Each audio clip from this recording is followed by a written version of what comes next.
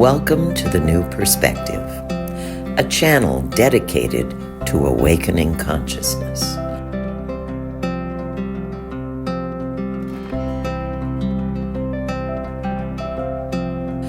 A place to join together with companions in our spiritual journey.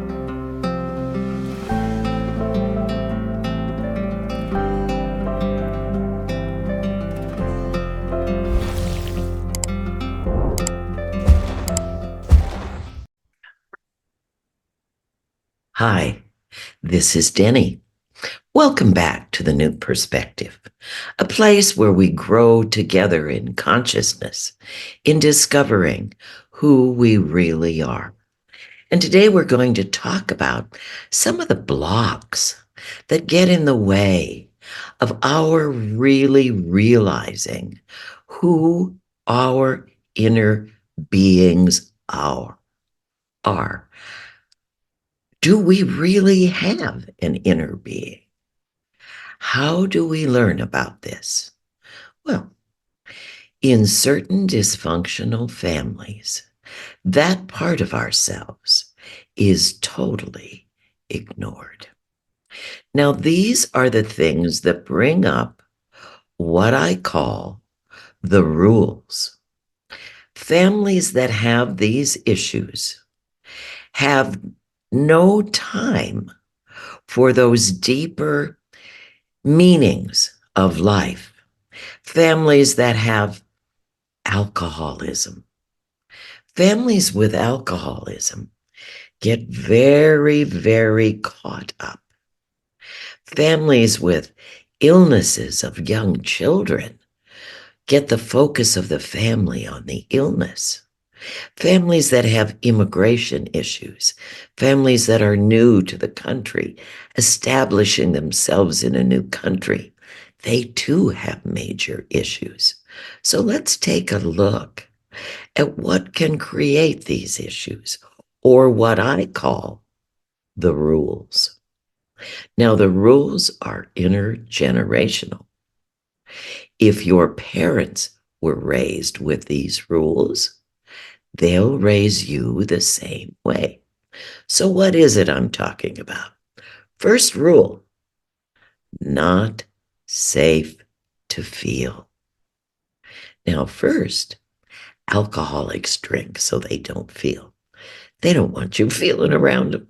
Your feeling is going to trigger their feeling, and boy, it is just not going to work.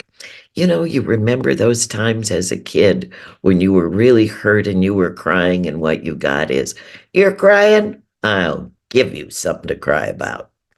That's the first learning. It is not safe to feel. Now, in other families where feelings aren't acceptable, that can happen due to severe illness of one of the children in the family, or immigration issues, or problems with finances.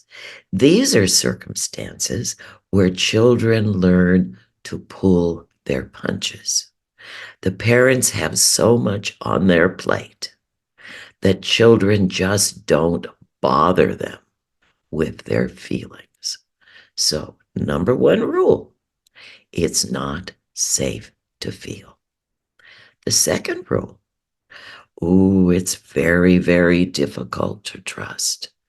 Now, if you have alcoholism in the family, it's hard to trust if that person is going to be drunk or sober, or what kind of a mood they're going to be in, if they're going to be kind, if they're going to be angry.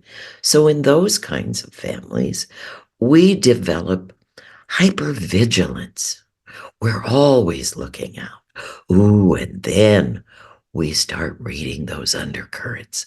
Oh, the way is looking, well, that means, and this means, and we tell ourselves these stories to try to keep ourselves safe, to try to figure out what's coming at us, to try to find a way to trust and make sense out of nonsense.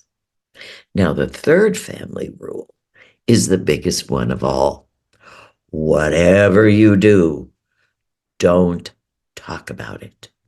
We don't want anybody to know what's going on in our family. So it's not how you feel, it's how you look. And darling, we look marvelous. Well, that's a really, really difficult way to grow up because we have no understanding of what happens in other families, that other people might feel shaky or not as solid as they look. And so that leads us to judge our insides based on their outsides. Oh, they look so good. Oh, there must be something wrong with me. So take a look, you guys. Were you raised with the rules? Not safe to feel, can't trust, and whatever you do, don't talk about it.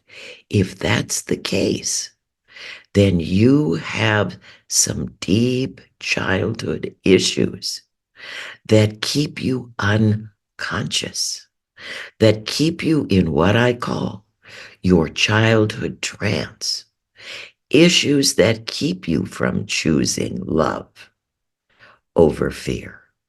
The important thing to do is to wake up to them, to begin to see that you were treated this way. This is what you were taught. As you begin to awaken from that, you can begin to see other ways to live your life, taking the chance of allowing feelings, of beginning to see in what way you can trust, and then starting to deal with those issues by talking about them. And so, until the next time, this is Denny. Let's all wake up together. Let's heal those childhood wounds. Let's choose love and choose love again. See you soon. Bye.